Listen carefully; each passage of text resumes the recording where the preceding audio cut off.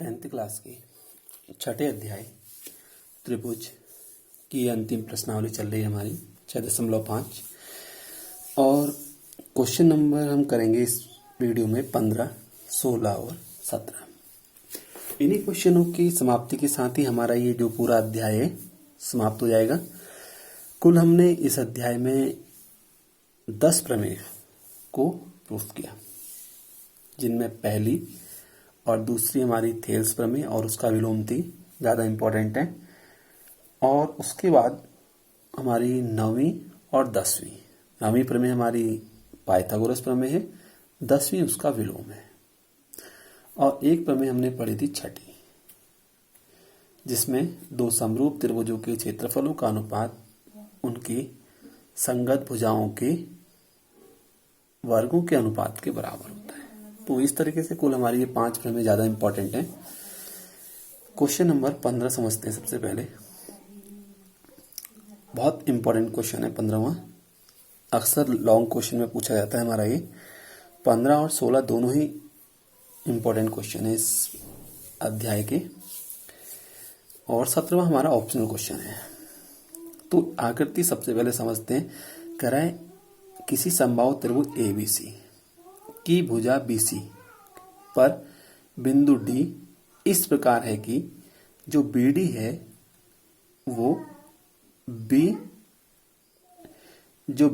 वो बीसी का 1/3 है, यानी कि इसकी वैल्यू बीसी की 1/3 है, यानी 1 भाग ये हो गया, 2 ये, तो 3 भाग टोटल हो जाएगा। इसका ध्यान रखना है हमने। और हमने प्रूफ करना है 9AD² इक्वल 7AB², यानी कि पूरे क्वेश्चन को हमने 9 इसमें कन्वर्ट करना है, AD और AB में। तो सबसे पहले हमें जो गिवन है वो हमने लिख लिया यहाँ पर, प्रूफ करना है हमने। और रचना के लिए हमने क्या किया, ABC तो ट्रायंगल हमें दिया ही था, AD दिया ही था हमें, जो BD है वो BC का 1/3 है। और रचना के लिए हमने AE लंब डाला BC पर, शीर्ष A से आधार BC पर लंब AE खींचा। क्योंकि त्रिभुज ABC हमारा समबाहु त्रिभुज है, इसलिए इसकी तीनों भुजाएं आपस में बराबर होंगी। थोड़ा क्वेश्चन को हमने शॉर्ट करने के लिए इन तीनों भुजाओं को किसी एक कांस्टेंट नंबर के इक्वल मान लिया, यानी कि A कांस्टेंट हमारे वेरिएबल्स है, A के इक्वल मान लिया। समबाहु त्रिभुज का शीर्ष लंब सम्मुख भुजा को समद्विभाजित करेगा। क्योंकि सारी भुजाएं बराबर है तो A ही हमारा क्या है, शीर्ष लंब है। अगर ये शीर्ष लंब है तो B बराबर EC बराबर होगा A/2, इसका हाफ। और हमें ये पता है BD बराबर कितना है, BC/3 है। तो ये इंप्लाइज कर रहा है जो BD की वैल्यू है वो A/3 है। ये हमने, इससे हमारा क्वेश्चन बहुत ज्यादा शॉर्ट हो जाएगा। तो B बराबर EC, दोनों बराबर होंगे और हाफ होंगे BC के, और BC A है तो A/2 हो जाएगी इन दोनों की वैल्यू। और BD की वैल्यू A/3 हो जाएगी। क्योंकि सारी भुजाएं बराबर हैं तो BC के मान को हमने A के बराबर मान लिया। अब सिंपल हमने पाइथागोरस प्रमेय लगाई। ABE में कर्ण का वर्ग बराबर लंब का वर्ग प्लस आधार का वर्ग। AB की जो वैल्यू है वो स्मॉल a² है, AE हमें पता नहीं है। और जो BE है वो A/2 है, उसका होल स्क्वायर लग जाएगा। A² ऐसे ही रहा, इसका होल स्क्वायर खोलेंगे A²/4, और पक्षांतर करके हमने A² की वैल्यू निकाल ली। आया हमारे पास 4A² - A², यानी कि 3A²/4। तो AE² की वैल्यू हो जाएगी 3A²/4। Equation number first. अब हम चलते हैं आगे। समकोण त्रिभुज ADE में कर्ण का वर्ग बराबर लंब का वर्ग प्लस आधार का वर्ग। AD² ऐसे ही रहा। AE कितना है, 3a² यानी कि ए स्क्वायर की वैल्यू हमने यहाँ निकाल ली और डी को हमने अभी ऐसे ही छोड़ दिया क्योंकि डी हमें पता नहीं है। अब हमें AD आ गया हमारे पास, ए हमें AB के बराबर है, ये सेम है, लेकिन हमने रिमूव करना है इसमें DE को। तो हम जानते हैं जो DE की वैल्यू है वो कितनी है, BE माइनस BD। ठीक, इस वैल्यू को हमने निकालना है यहाँ, तो हमने DE को BE माइनस BD लिख लिया। और BE हमारा है A/2 है, ये हमने यहाँ पर अभी समझा दिया था। और BD कितना है, A/3। ये इन दोनों का एलसीएम लिया, 6 एलसीएम आया इसका, 3a माइनस 2a/6, तो डी की वैल्यू आ गई हमारी a/6। अब हमने इक्वेशन नंबर 2 में लिया AD² बराबर 3a² और डी की वैल्यू a/6 का होल स्क्वायर। AD² बराबर 3a² a²/36 हो जाएगा। इसको पूरा सरल कर लेंगे एलसीएम लेकर के, और ये हमारे पास AD² बराबर 28 a²/36 आ जाएगा। क्रॉस मल्टीप्लाई करेंगे तो 36 AD² बराबर 28 a² हो जाएगा, और a हमारा किसके बराबर है, AB के बराबर। और पूरी समीकरण में हमने 4 से भाग कर दिया, 4 9 36, 4 7 28, तो 9 AD² बराबर AB²। चूंकि स्मॉल a हमारा तीनों साइड बराबर है, AB BC AC, तो जो आ रहा है उसके बराबर रख देंगे। a हमारा AB है तो AB² के बराबर ये हमारा आ जाएगा। इस तरीके से क्वेश्चन हमारा प्रूफ हो गया है। बहुत सिंपल तरीके से हमने इसको सॉल्व करने की कोशिश की है, इससे अधिक ये शॉर्ट नहीं हो पाएगा। क्वेश्चन नंबर 16 कह रहे हैं किसी समबाहु त्रिभुज में सिद्ध कीजिए कि उसकी भुजा के वर्ग का तिगुना उसकी एक शीर्ष लंब के 4 गुने के बराबर होता है। तो उसने हमें दिया हुआ है ABC कोई समबाहु त्रिभुज है, AD इसका शीर्ष लंब है। प्रूफ करना है हमें उसकी भुजा के वर्ग का तिगुना।